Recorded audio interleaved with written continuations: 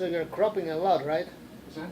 You're cropping a lot later on because it shows legs and everything. Yeah.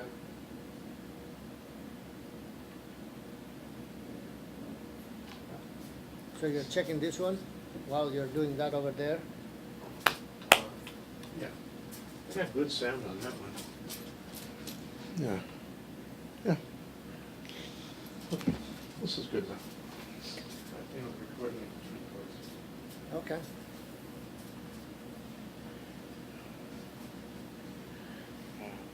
We're gonna move closer to you. You gotta sit a little closer. Yeah, it looks Okay. far apart over Why don't you move to the left a little bit? Like that? Okay, that's good. Okay, now we're square away. Okay. Yeah. Hi, Panos. Hi, Jay. So nice to see you. Thank you for helping us on traffic. Sure. I think Trying my about you. best. I think about you. You know, I think about. I want you to know it's a personal admission. Mm-hmm. I think about traffic every day. I think about it intensely. I think about it every time I drive.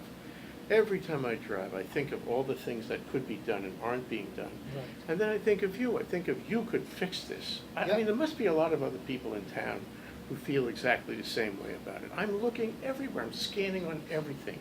I'm thinking of all these things that could be done.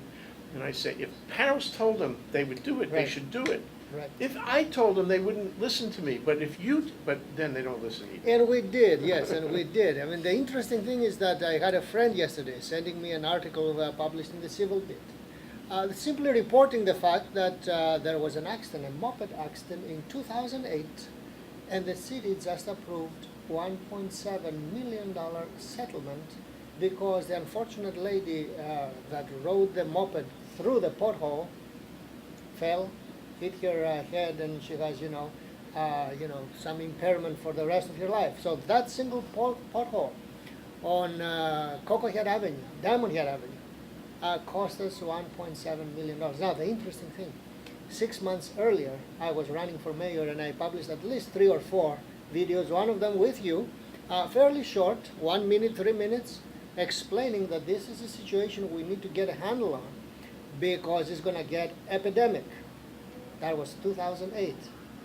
It was almost the last year we could catch up. 2013, 5 years later, everywhere you go in town, it's a disaster. Not only, as you said, we have traffic problems, but now the quality of the roads is so bad that we have additional congestion because people have to dodge the potholes and go slower, etc. It is really a compound problem now. I got to think of one thing. Just to raise the volume.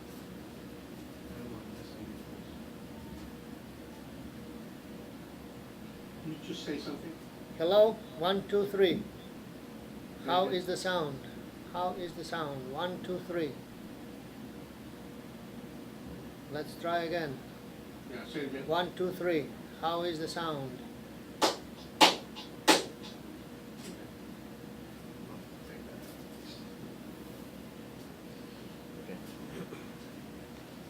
The beauty of editing.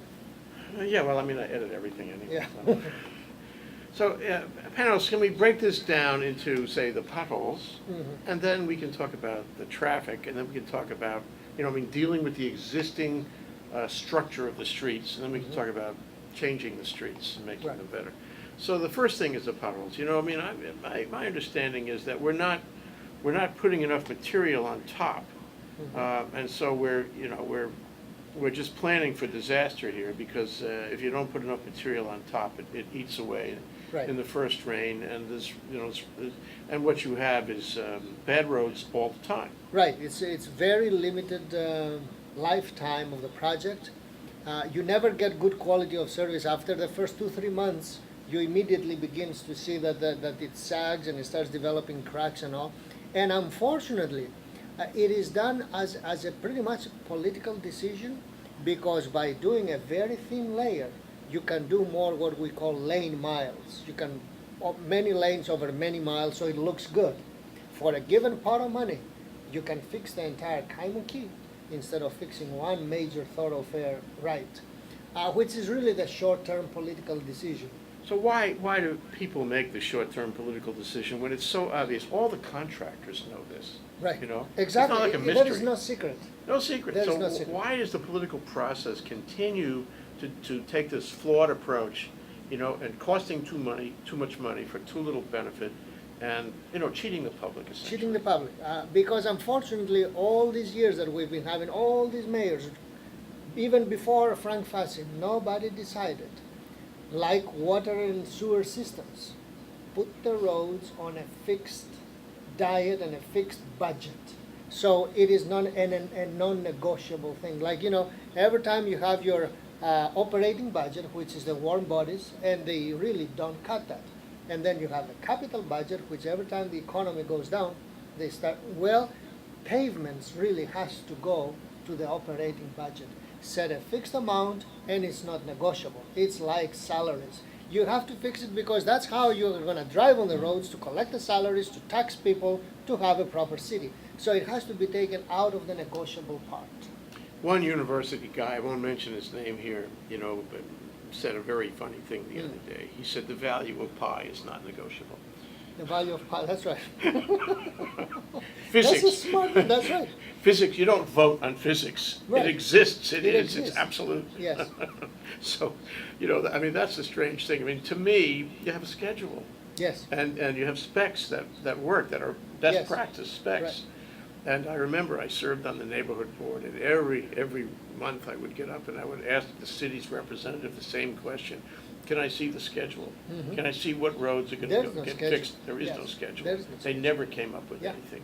And when the political pressure is high enough, all of a sudden they let a big contract. But it wasn't a schedule. It was No. just in response to political right. pressure. And every time they have, actually the answer is, and they are not shy about it, well, let's see what happens at the elections, let's see who is the new council members, what's the makeup, and what they decide. Well, we really have to get the European, the German, and a lot of other states have that, the schedule. It doesn't matter who the politicians are. They can go do, natatoriums or whatever, other beautiful things, but the roads are basic. Infrastructure is not a negotiable item at every 2-year term. It's really funny. This is something that it's kind of out there. We Mhm. all know at some level, but nobody ever does anything about it. Right. You try to do something about it, and really part of ThinkTech's mission is to do something about it. Right. But it's a long road. No pun intended. That's right. It is a long road, and unfortunately now that the budgets are becoming more and more crunched and overwhelmed by liabilities and all, we have the water main breaks. Okay, let's pay attention to that. But we had the sewer settlement. Okay, let's go pay attention to that. But now we have the underfunded liability of our workers. Let's go pay attention. Who's going to pay attention to the pavements? That's why I said pretty much we lost our opportunity in 2008. Yeah. Really, it's not to be depressed about it, but the pressure. Nobody should want to be a council member or a mayor right now. There is no good news. Yeah. Well, There is a lot of needs, and there is no money, and there is no ability to tax more, particularly in Hawaii. We really overuse that tool. policy has become the hostage of politics. Yeah. And the problem is, and here's the problem, let me see what you think, is that we are all lulled into this. Mm-hmm. There's no public will to go back and say, this is infrastructure, we must do it, there's no negotiating about it. We are lulled into the thought that, okay, the politicians do what they do, the roads are a political, football, Mm-hmm. right? And we are never, ever going to have a schedule. So we all sort of, at some level, have given up. That's what it is.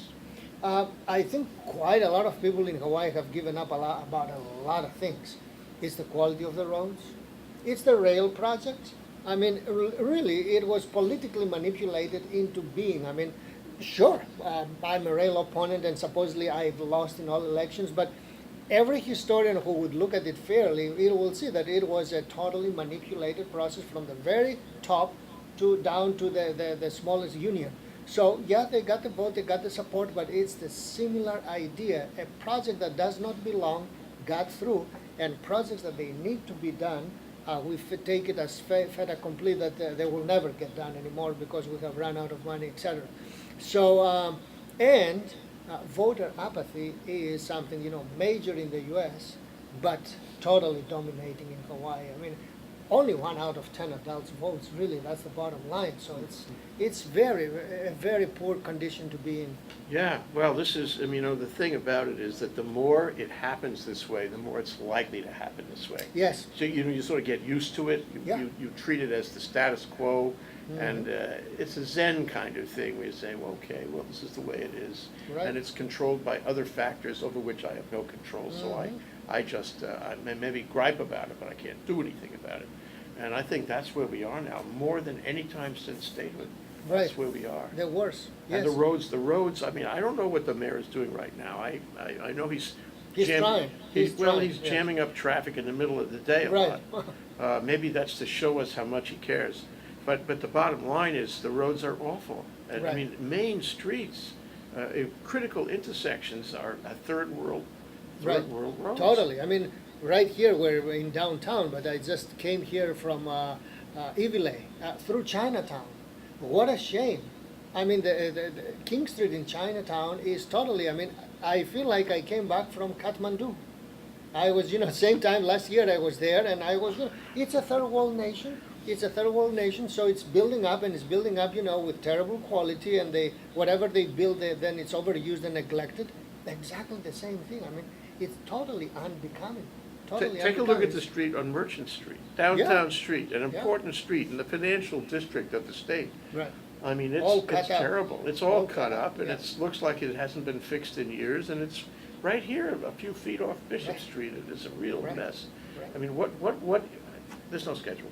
There That's is no what it schedule, is. yeah, there is no schedule, and there is no also proper specs.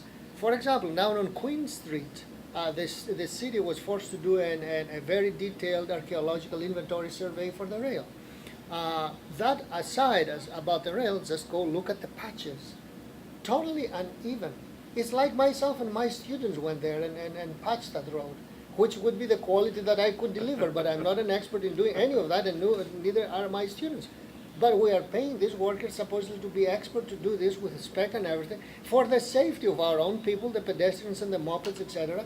And look at the result. Even a 10x4 patch cannot be done properly here. It is shameful. Well, there's a lot of irony in what you say. Number one is the point you made earlier, really, I mean, it's so profound, is that we go spend all this money on rail without even getting to the question if it's good or bad. That's right. It's before not. you even get there. It's on a matter of budget. And while you're looking at this enormous expense, my personal expectation is 12 billion, but that's just me. Yeah. While we're looking at that, we're not fixing what's right in front of our Right. nose. I just don't understand Unbelievable. that. Amazing. Unbelievable. I mean, and the same director, Yoshioka, that would be 100% or 200% pro-rail, he would go with, a proper face in front of the council and say, I cannot afford $3 million worth in diesel to run all my buses. I need to cut bus routes. The same 3 million, 5 billion. I mean, this is a 1,000 time difference, and the same person is 200% pro-rail, and he doesn't have enough food for his buses. Unbelievable. I mean, and the council will say, yes, obviously we have a bus problem. What do you mean? I mean, you really cannot think. It's unbelievable. Yeah, so. I don't know what we do. I mean, I think it's just getting worse and worse. Yes, worse and I mean, worse. It's funny, and you wait for Godot, and there is no Right. Godot. Yeah, there isn't. You might have been a Godot, actually. Well, actually, yes, we could have tried at least to 4 or 8 years to put some good processes there and stop some of the bleeding, but the bleeding really continues, and it's only going to get worse. And unfortunately, the situation economically, internationally, might not really go that well. I mean, a lot of people talk that, for whatever reason, a new recession is coming, maybe not this year, but in the next couple of years, we're in for the next cycle. And that is not very positive news, so. No. I mean, here we are in what some people say is a recovery. Yes, which has been very lame. That's what it is. Yeah. It's a lame recovery, likely followed by an expected recession at some point, not too far in the future. Oh my God, that's a double whammy. Well, I think it goes down to something you said, which I've been thinking about lately. It's the whole short-term approach. Yes. It's the biennium. And if I'm a politician, in a biennium or in a one-term situation, I do not look beyond my term.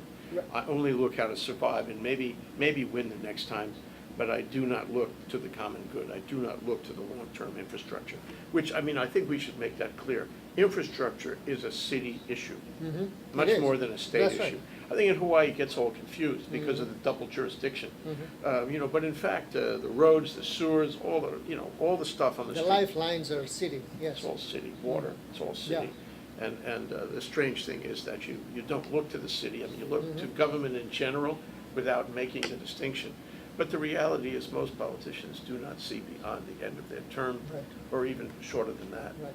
How do we fix this? What's the, is it, Well, somebody has to come and declare that, and it's interesting. There is the double standard in the media that every time we would have a debate, they will ask you for long-term vision, but then when you have the vision and you say, we have to do this, and in 10 years the problem will actually get better, they say, but then your term is only 4 years. What are you going to do in 4 years? Well, the correct answer, I guess, is that, I'm going to get the ball rolling based on a proper optimized system for 10 or 12 years, and hopefully I'll get a second term or my successors, because I'm only going to be there for 4 or 8 years, will play ball with the same system to get the project done. And that's the way you set the foundation, and, quite a few people have done it successfully in several rounds outside even of transportation, in energy and all. These are all very long-term projects, but we don't seem to be getting our act together here. And the one critical thing is to take some of the lifelines out of the capital budget and lump it in the operational, at least a baseline that is non-negotiable, so it never drops below to whatever, an annual expenditure of 50 or 70 million. right, then you have to go back to the legislature or the city council on every fix. Exactly. I find it amazing that you have to have an actual special act of meeting. Congress That's to right. fix the roads. That's right. Somebody should Special have projects, yes. Yeah. A special expansion if you want to connect to freeways and all, it's a special Something new. project. Exactly. That's really what should be capital, or a major expansion. But the absolute maintenance and all, it should be totally non-negotiable. Yeah. Well, anyway, okay, so that's one That's out thing. of, that's right. That's, we talked about, I think what an important issue, maybe the most important, is exactly, how do you get government to do this? But the second is more technical. I'd like to talk with you. Sure. And that's the traffic signals, the sensors, the traffic lights. You pointed out in one of your, intersection discussions that the barn stance, that term. I used that when I made the movie about it because I remember it from New York. Right. The barn stance, which I'm not sure they use it anymore. in New Not York. anymore, yeah, really. But it's a great idea for Hawaii. That's right. All those technical things, that's one of 50 things that you could do to improve the congestion, and none of them are being done. None of them. Can you list some of the ones, your wish list of things that you would, go intersection to intersection? Your ditty bag, your bag of tricks, what would you do? Well, the basic thing, and it's the most cost effective, is really the traffic lights, because they can create artificial congestion by running unsynchronized and with the wrong timings. So that's the number one solution. First of all, to make sure that they do display the proper green for each side of the road. That's easier said than done. So, and one of the ways to actually optimize that is to have good data. And this is one of the biggest problems we have in this state, city and state, the lack of data. We tried to do with the state DOT a project, collaborative project, so that we can have these sensors not only trip the lights, but also count the traffic, so then we can take it in the office and optimize the traffic light. Guess what? The city and county of Honolulu chose to not cooperate with our state and federal project, and we actually did the project in Hilo, because the Big Island County was extremely cooperative, and we went to major intersections. They let us touch the sensor. It's a sensitive issue, but we had professionals from the mainland, the same people who built the sensor, so we're not tripping at the light to no, we're just reading information out of it. These people here locally in Honolulu, they wouldn't let us touch. It has to be political. They see you. Oh, yes, that's you right. and your team as a political instrument. Well, that was 2006, so I wasn't in any politics. It's just strange decisions, and a lot of it really is based not on bad people or bad decisions, total understaffing.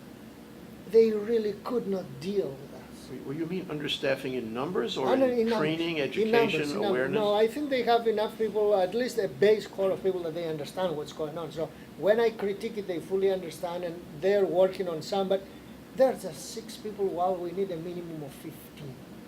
So when you go there knocking at their door, I need this favor, can I touch a couple of your traffic lights? And they just, it's the easiest no that they will ever come up with. You know, that's sort of a key thing. You know, when I think of you, when I drive in congestion, what I think is, gee, I mean, I used to program computers in my youth, and I could program this light. I could build you an algorithm logically, and somebody could actually make code out of it and put a little chip in the light, and then we would have a much better deal, especially if we had sensors and cameras to tell us what the situation was. Anybody could do that, and yet also I think that A, if you did it, you run into political resistance. B, if I did it, they laugh. And C, if a new company got started among, say, at MIC or something, where they had all these young programmers who could have tackled this easily, they would laugh them out of town. Because they just wouldn't do it. And that is the most remarkable thing of all. I don't understand that. Yeah, so at some level, technology has become complicated now. Some of the people we graduate from our programs, if they don't have a master's in traffic, they have a hard time understanding the equipment. They fully understand the concepts, but the technology has become, you know, very, very sensitive. Can we do it here? There is always a liability. Don't you agree that we could we can. make the devices and program the devices yeah. right here? Yes. Well, you can. Los Angeles did that.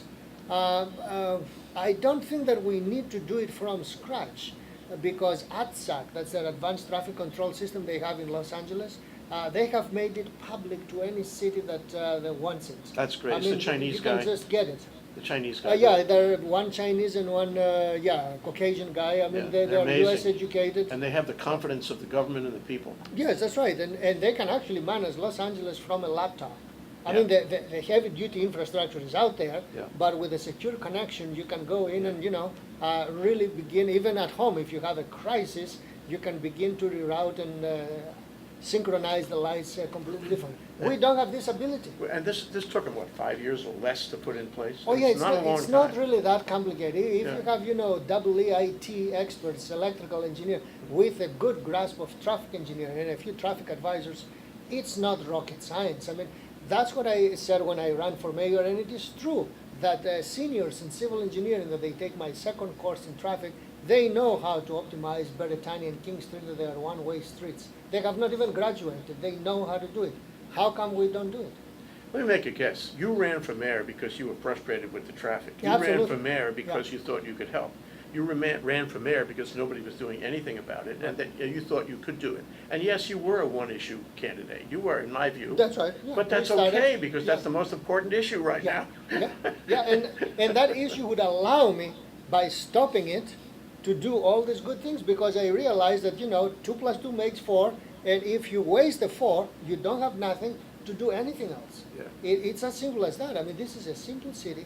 I don't understand people and their understanding of basic math. That's why many times I will joke with my opponents that they really do not understand math. They're clueless about adding the budget, and then they would come on TV and they say, no, the rail is all paid for. That's what Carlisle says, and it's on video, so I'm not bad-mouthing it. It's paid for. Add the GET, he says, add the contribution of the tourists, add the feds, add a couple of little, fat here and there, it's a done deal. It's all paid for. Just because he raised taxes and, and of course this assumes always that it will be 5.3. And the funny thing is that, and Andrew Pereira has done a good job at KITV saying clearly that when he talked to Hart, there is almost $1 billion there in slush funds, and over 90% of it has been allocated. In other words, there is really no wiggle room from now on. And everything is extra. I know we have the sequester and all, but this is not about rail. No, it's not about rail. So, but I want to go to, the wish list. So, yes. To me, I got a couple of things. So we fix the roads, we fix the traffic lights. Well, What's next? we get more. But I like to just talk to you about, the John Everyman way of looking at this. Sure. So to me, I go to an intersection, and the light stays red on me much too long, and the traffic is backing up, and I'm looking at the cross street, and there's nobody there. Right. That's not rocket science. All you need, am I right? All you need Yes. is some sensors to tell that there's nobody That's right. there, and then turn the light. That's right. How hard is that? We don't have that. That's right, we don't. A lot of them, because of now the problems begin to piggyback. We had a good system of sensors. It's by current standards fairly ancient because it's done by, Mayor Fassi, et cetera. Oh, before. this is under the Yeah, pavement under the with pavement. the pressure of the It's car. actually magnetic field. Oh, Yeah, it's magnetic loops. So the problem now, the compounding is that the pavement is so poor that water infiltrates, they don't work or they get completely cut, so we don't have the sensors. they're not working. They're They are there, not but working. they're not working. They are not working. That's one job. The second is every time you repave, you lose all of them, so it costs you extra to go reinstall them, which is what happened to me last weekend. I took the family and we went to the Polynesian Cultural Center. We saw the very nice show, Ha. It ends at 9:30. So at 10 o'clock we're at Schofield Barracks. They repaved the road.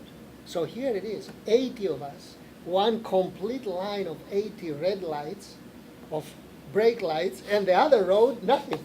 Not even one tractor, not even one military vehicle, nothing. The sensors are gone, and I don't know who was the genius who programmed that. It gives 1 minute to this road and 2 minutes on that, but we stayed there and nothing happened for 2 minutes. It's just unbelievable. That's what I mean. And that's going to take several weeks to install the sensors, rewire them, retest them, and then reprogram the traffic light to eventually become responsive to traffic. The delays that thing is accumulating and the waste of fuel is ridiculous. It is ridiculous, and the pain and the suffering and the way Yeah. everything slows down, including the economy. By the way, why can't we put artificial intelligence in these devices so they learn? Yes. You just plug it in and it learns, it It figures it learns. out. That's the modern systems. A lot of cities have what is called adaptive traffic Yeah. signals, and now the federal highway will pay a major share to do that. Again, we cannot do these things in Honolulu, and I say we cannot under the current management and the current, employees and the number of people we have. They simply cannot. We need to bring 3 to 5 experts that they are, totally akamai with that. Otherwise, we may wind up with a disaster. Because, artificial intelligence can go haywire if you don't teach it properly.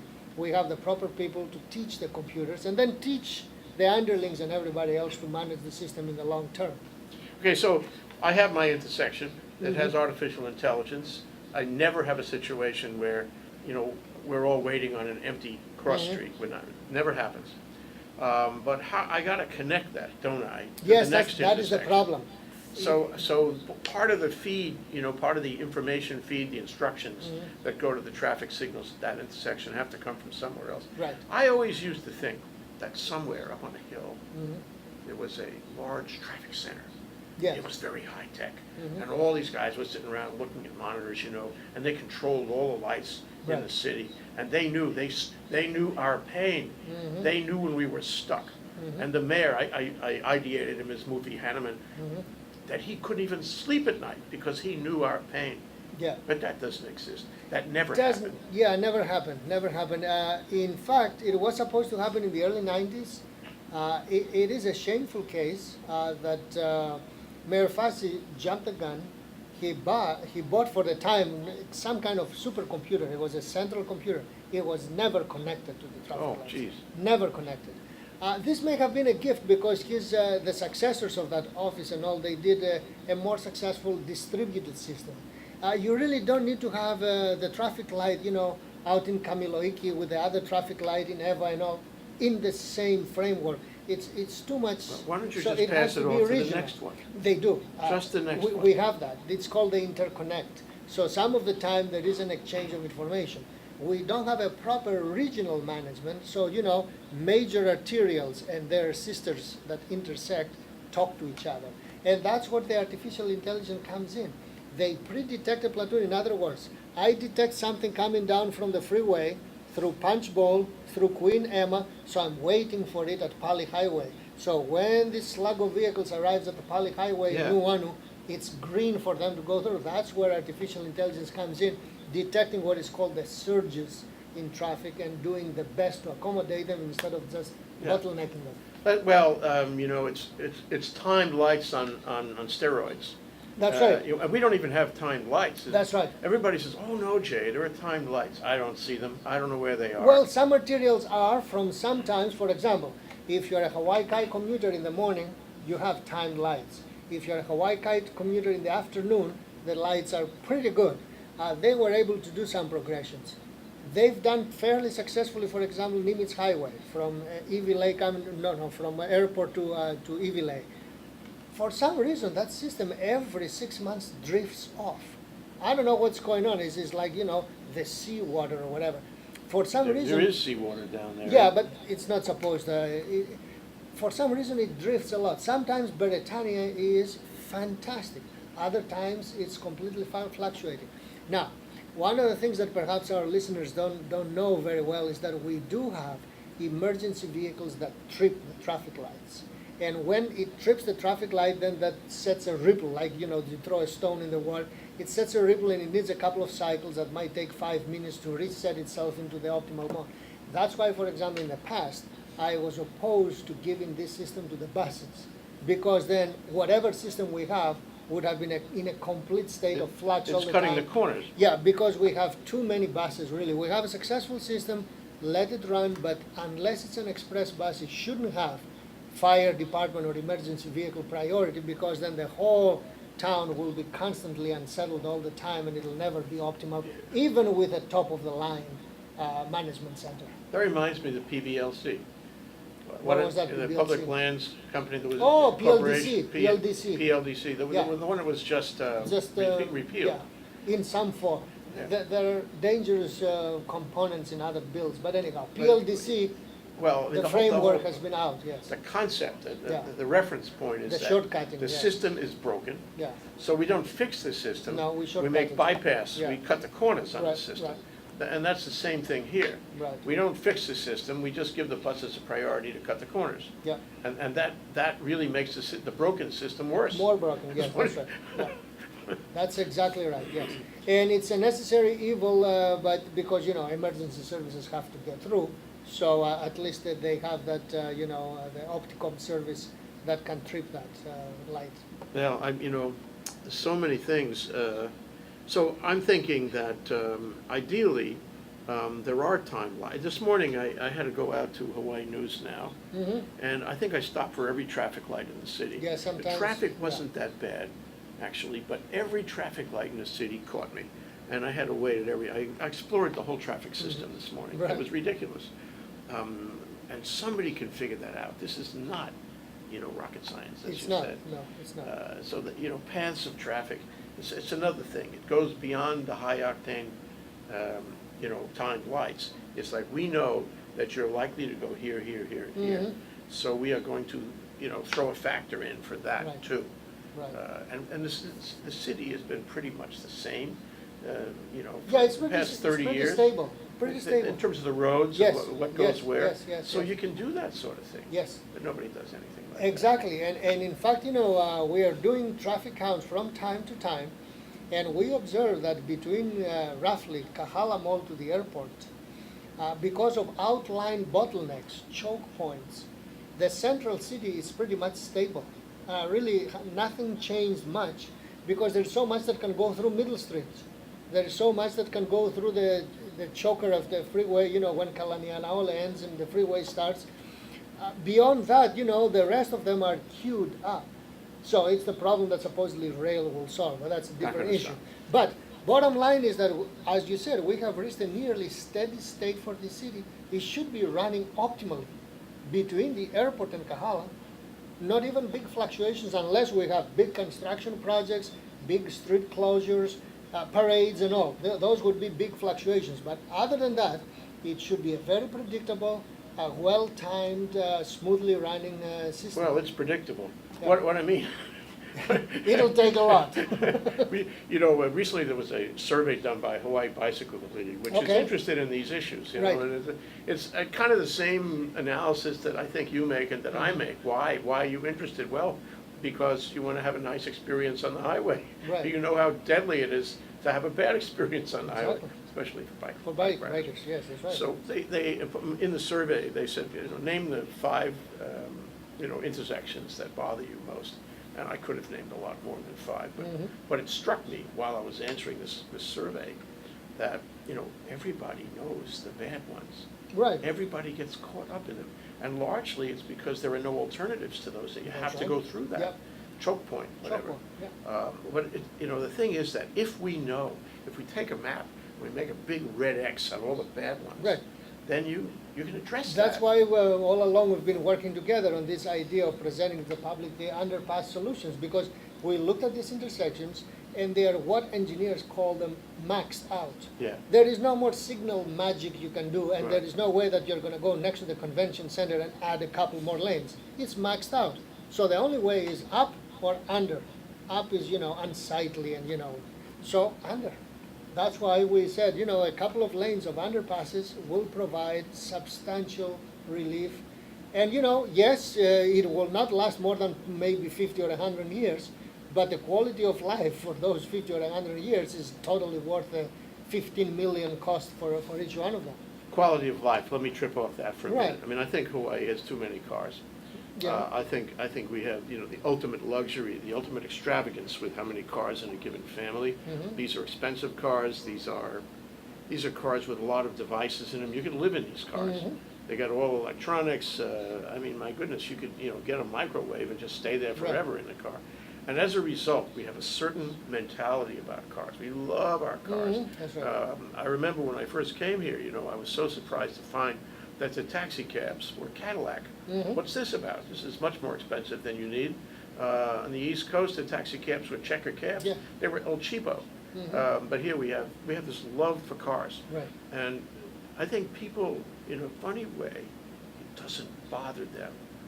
I was on the freeway last night at 8:30 at night. Mhm. It was awful. Mhm. At 8:30 Yeah, at I night, think what's that's right. going on? A lot of traveling, yes. Red lights as Yeah. far as the eye could see. Anyway, I think people really have learned not to care about that. They have the music, Right. television Exactly. for the children. Exactly. They have air conditioning. I mean, whatever you need to make. They have tinted windows. They live in a little bubble Right. of their own extravagance. So it's okay. Yeah, for quite a while, my wife, she has an apartment, and she has work in town, and she's in Kapolei, and she had a 4, 5, 6-year-old with her. So commuting is a daily grind, but it was homework time. So her daughter had a special tray and all, and she would do homework. Sometimes she'll nap and all. So it's family time too. So people deal with it, and it was not in a Cadillac and all, but people learn to deal with it. So all these folks that good folks at heart, and all the people that think that people will lock their Cadillacs or even their Kias and take the train, well, you're in for a very rude awakening, because simply people do not behave like that. They like their personal time, they like their personal devices, and unfortunately, in Hawaii, housing is not the best and is very expensive. So for many people, it's their wheels that it's their status show in life. Expect them to lock it and go take the train. No, Not in never, Hawaii. never, because we Not have a in Hawaii. culture here Yeah, going. culture. And Exactly. you want to sit in the train with people you don't know, you have no privacy, you have no control over your Right. space. It's threatening at the Yeah, very least. it is. It's uncomfortable. Nobody's going to do that. Right. Especially if you have $50,000 invested in a car that's too expensive for you. Right. And understandably, quite a few people do not have the cars, or do not know how to drive, or they don't want to drive, or they are not permitted to drive for various reasons. We have the nation's #1 bus system, and we are doing our level best to dismantle it. Because clearly, more than 32 routes will be cut. That's the that's the plan for the train. 32 routes or more will be cut. In order to totally or fund the partially. train or make way for the train? No, every route that you have today, for example, Eva Beach to Town Express, no. It's Eva Beach to the nearest station, end of the road. Jump on the train, go where you want, catch another bus to go to where you want. But the direct trips that we used to have, anything from, Ala Moana Center out to Waianae, it will have truncated routes. The old route system will pretty much cease to exist, which also will create very many ripples in the system because of people's familiarity. They used to come down to Kalihi with a bus to do this and that, and whatever. No, now the train will take you, and forget that stop you were making in Kalihi. It'll drop you off at the other end of Dillingham because the stations are a mile apart. and there you go, your old habits of doing business here and there. A lot of inconvenience, bottom line. There is nothing comparing to the flexibility of the bus. The only thing that compares is having your own car, motorcycle, and mopeds. Once you go into fixed transportation, you lose the flexibility. True, and in the 21st century, flexibility is everything. It is. On the other hand, we've seen the public, I don't know if you could say it was a proper mandate, but it was a mandate. They said, Yeah, we're do going to it. vote for the candidate Right. who's going to do the rail. Right. How they got to that conclusion, we could spend a lot of time on that, but here we are. Mhm. Here we are. And, we might have opposed it before, but it exists. It is, it is here. Right. It is. It is. Well, So what do we do about that? well, for now, I'm personally still waiting for the fat lady to sing. She hasn't signed. I mean, the federal lawsuit is in very good standing, and it's going to the appeals court in San Francisco. What could they do? A lot of Delay things. it, not stop it. Well, if they finally agree with the plaintiff's claims that the environmental process was totally botched, the best outcome would be that they will force the FTA to take back the record on decision, and that comes along with taking back the funding and then sending them back to the drawing board to complete the study, pass all the requirements again, and go for funding 5 to 6 years down the road. So what's the benefit of that? Just delay and additional Well, expense? without knowing, with all these problems, it is possible actually, a very realistic environmental study will find that light rail or BRT are far more efficient and affordable. So then, where is the thesis for the elevated heavy rail at $5.3 billion? Where is the advantage? That is the reason why within very short paragraphs, they excluded BRT as rejected in the past and light rail as we don't have the space for it. No, where's the technical analysis behind it? I truly believe, because the right of way is protected from pretty much Makaha all the way to the airport, light rail could be had for a very large portion of the island for less than $1.5 billion. If you put that on the table, there is no way that you will support Mufi rail anymore. That's what I call it, because he helicoptered that idea, couple A to the UH, with no demand studies or anything, while the light rail thing was there. I mean, it's a ready route with very few encroachments and incursions. I mean, you can go all the way essentially from the airport to Makaha with a light rail system. Most people don't even know that, but it's the old ORL alignment. Yeah. Yes, it's a bikeway and pedestrian way for Yeah. some length, and yes, it's a historical railroad for another length, but it's a rail corridor. It's the number one priority to see if you can revitalize your rail corridors for rail service.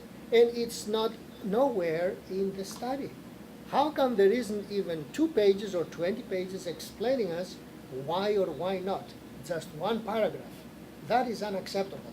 Well, I guess my question to you is, without even getting to what happened, whether it was right or wrong, whether the public was hoodwinked or whatever happened, what do we do now? Because I have observed over the past few years that Hawaii has a lot of trouble. Now, we talked about the biennium problem, the Right. short-term, Right. look at your shoelace kind of problem. Hawaii has a lot of trouble doing big projects. Right. Convention Center was fits and starts, that was the biggest one to that point. Rail certainly is fits and starts, Huge. and it's huge. The H3, 30 years. H3, 30 years. Yeah. I mean, even, for example, the Mililani housing area took 40 years to do. I mean, it's a whole bunch of things, but collectively, what it tells you is that the society here, as opposed to elsewhere, Is not ready for them. is not ready for big projects. projects. Yeah. And yet, Panos, in the 21st century, with the technology, with the expectation of the public for consumeritis and all that, we have to have big projects. Right. So this is a kind of a conundrum, It is. and it's all popping up, around the rail issue. But how do we fix it? What's going to happen here? What's the direction to take? What should John Everyman out there do or think? Any Do thought? smaller projects. Really? Yeah, I think that, projects that they can be done incrementally they have a much better chance of getting done. Yeah. That's one of the beauties, for example, if we can call it that, of the revitalizing the old ORL line. Well, let's do Eva to the airport. It's perhaps $700 million. This is money we can find. Let's see what kind of response we get. It is too hard to do light rail Waikiki to the airport. Yes, it makes perfect sense, but it's simply too hard. Well, if we insist on having a rail system, let's do it somewhere that is actually very easy to install and train ourselves with it. Quite a few people that they work in all airport, Mapuna, etc., might find it useful. Bottom line, there could be incremental projects that can be done, and they have much less environmental impact. They are not packaged along with development, and then all the environmentalists say, oh, you took all the agriculture now and you're going to do all this development. Just do your transportation projects. So the underpasses, why isn't anybody doing a single underpass? Not a single How one. bad can it be? Yeah. How bad? And if it's bad, it's $15 million, go fill it in again. It's going to take you another $2 million, just being facetious here, but okay, fill in the puka and make the, Kalakaua Street straight again if you don't want an If you don't underpass. like it, I yeah. mean, the risk is minimal. The payoff is very good if Because it you comes use it as a about. cookie cutter Yeah, elsewhere. that's right. Yeah. I mean, really, they don't have initiative, they don't have leadership, and they just think too big for the place, and then the whole place goes aghast and And nothing happens. Everybody attacks it. Yeah. And the result is that you never get it done. So I'm thinking of Robert Moses. Uh-huh. Remember him? No. Robert Moses was, I think it was the Port Authority or the New York Oh, New York, Transportation you told me Authority. about him. That's right, in New York, yes. And, Yeah, he was in office through multiple administrations. And he was really good at long-term vision and Okay. executing the vision. And he didn't have the biennium problem. Right. He had He the had the authority. permanency problem. The what? The permanency That's right. principle. Well, yes. it's another problem, Yeah. isn't it, That's right. But, I really wonder if you make a sort of something that goes beyond a political term. Yes. And you put somebody in charge with real authority Mhm. who can make a plan and execute the plan over multiple administrations. Yes. That's the way we do big projects. Yeah. And we have to concede the authority Yeah. and the money to that person. One joke I can share with you now, because the whole story is pow.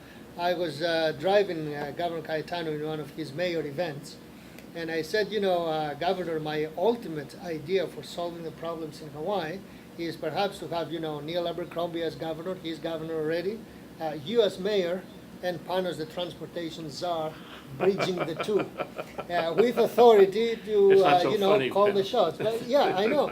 And because I don't see any other way to solve some problems within a limited horizon of 2 to 6 years. Yeah. That's what it would probably take. Well, we have only a minute or two Yeah. left, and there's one other area I wanted to talk to you about, and that is, taking the existing roads and widening them and changing them. I think I told you I saw a whole spate of photographs about construction that was going on in Yes, that's right. 1959 at That's right. statehood, and they were building everything. Right. Now you don't see that. You don't see any real improvements, and the roads, we call it stable, but stable isn't necessarily, I call it stasis. Yeah. You know? We- Static, yeah. Static. Mhm. But, don't we have to have a roadway system and infrastructure that is responsive, to the organic changes in the community? And why aren't we It is. doing that? And should we do that? And will doing it help? Yes, and we should have been doing it, and that's the biggest failure they did with the second city concept. Obviously, you have very stable neighborhoods, Nuuanu, Manoa, Kaimuki. You really don't need to be building any double deckers there or anything. So those neighborhoods with good maintenance, they can be happy for, dozens and dozens of years. But then you have big developments, the Mililanis, the Kapoleis, the Makakilos. When I came here in 1990, except for Mililani, pretty much they were non-existent. All of a sudden now we have a surge of 150,000 population. You have the people, you have the schools, you have the library, water, sewers, electricity, no roads. No roads. I mean, every time I teach that in class and they get surprised. And I say, we didn't build anything. We just relocated these folks. We didn't locate any jobs for them, very few if any, and then not a single lane was added. And now they come later and they say, well, you have to have a rail tether, or you have to give alternatives. What alternatives? Give them the basics. I have a friend, John Brizzle, that many times she goes to testify at neighborhood boards, etc. and says, I'm John Brizzle. I live in Palolo.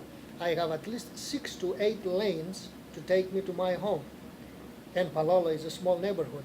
All these folks from Waianae, Makakilo, Kapolei, Eva, they have the same 6 to 8 lanes to come to town. That's the comparison. 1/3 of Oahu versus Palolo. 6 to 8 lanes here, 6 to 8 lanes there.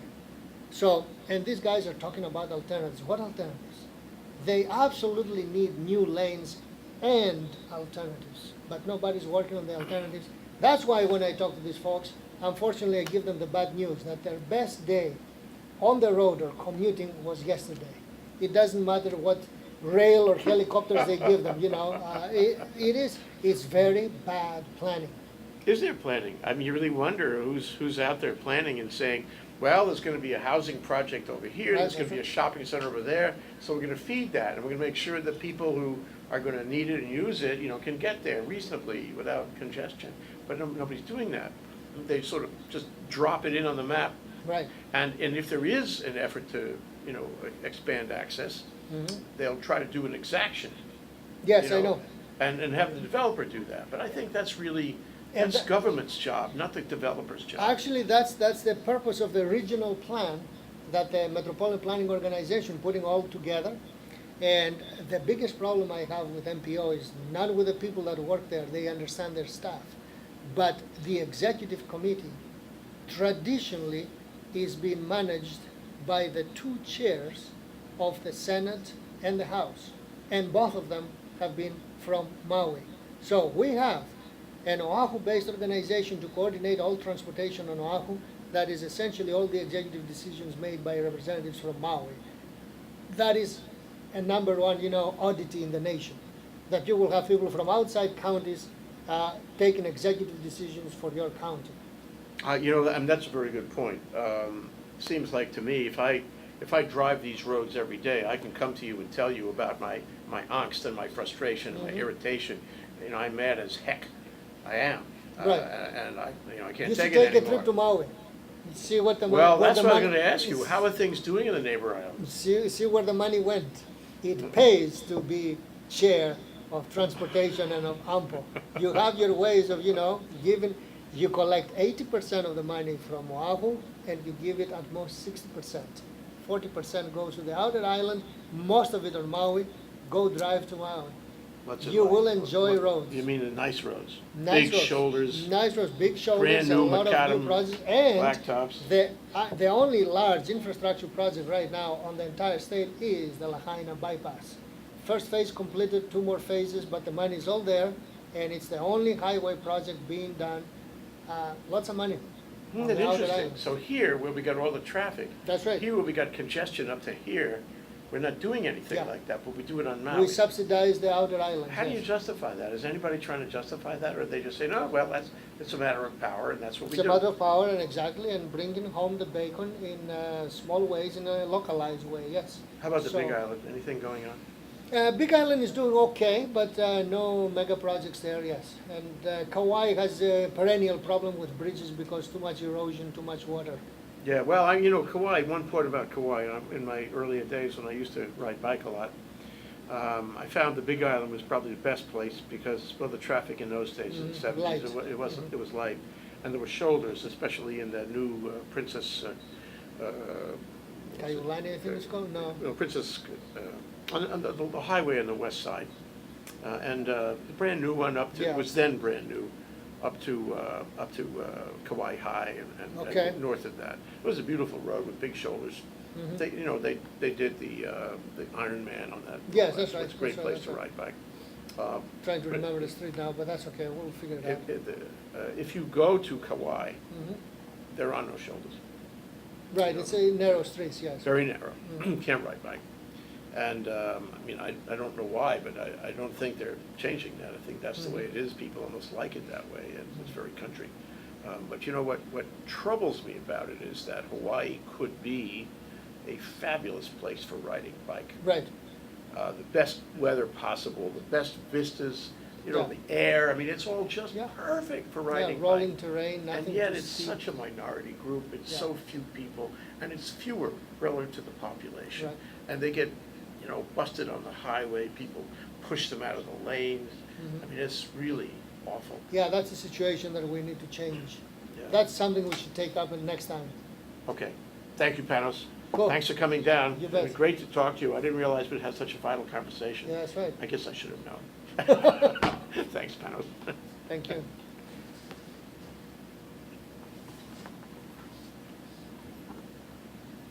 This is 2 episodes. What's that? This is 2 episodes. Yeah. Chocolate. There's a lot more. Yeah. You got all your stuff? Yeah. Okay, we'll try 2 weeks from today. 2 weeks from today, if it's close to May 15th, no, I have a huge deadline. We have a,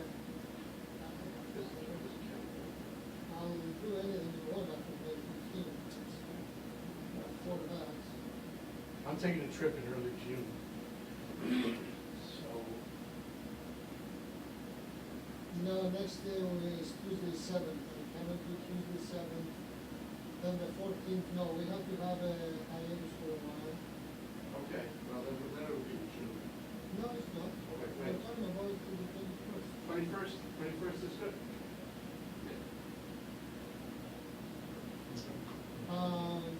Can we change the date? No, wait, it doesn't have to be on Tuesday after the 15th, so I can come on Friday the 17th, how's that? Okay. Yeah. So, anytime you want, the school is out, my deadline is over, what do you prefer? I can come at 10 o'clock, Okay. that was for you. That's good. Yeah, yeah, that's comfortable.